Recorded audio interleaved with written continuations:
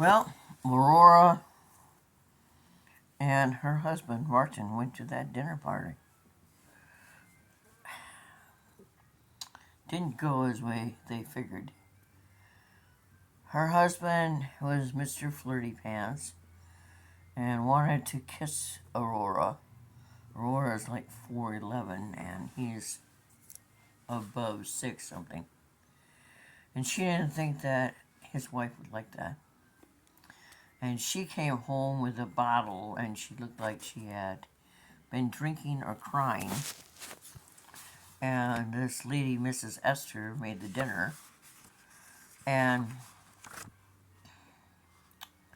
Mrs. Esther isn't the kind of lady who comes out just to make a dinner for normal people. I mean, she has her own catering. She's a big wheel. But something upset when they were telling about the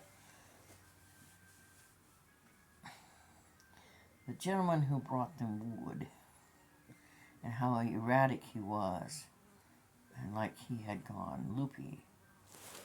And then Aurora thought maybe that the lady whose dinner party was at their house, if she was the lady who had had a nerve pill that had gone, had made her feel like she was loopy.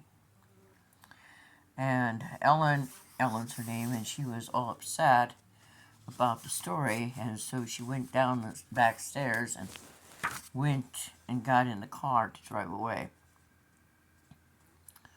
It was after they told of the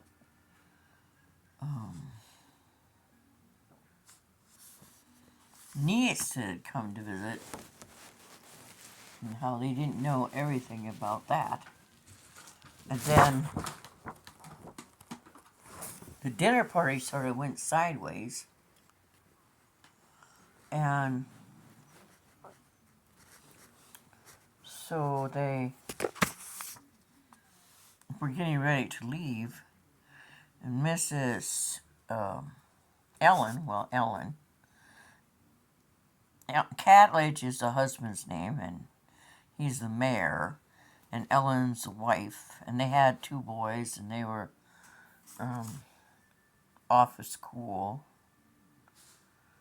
And so Aurora tapped her husband on the arm when he was talking to Catledge, and she said, I think it's time we leave. So they left and they went home, and it looked like, niece's car is gone. There's a body spurting blood on the steps going to the garage apartment. And Aurora went in, and she found the baby. Baby's fine. But Regina, the niece, is missing. So she got the baby bag, and she gave the baby, Hadley, a bottle. And she found that the security system wasn't on. They didn't put it on because the niece didn't know the passcode. That makes sense. And so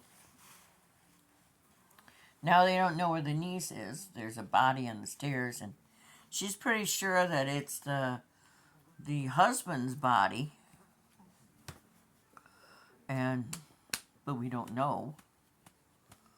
And so the cops are on their way. Someone was just ringing the doorbell. So she left the baby to go answer the door. Pretty sure it's the cops. Martin doesn't know what to do. It's like his entire day has been bad. And then there's a young man who's dead, spurting blood on the steps all over the side of the garage.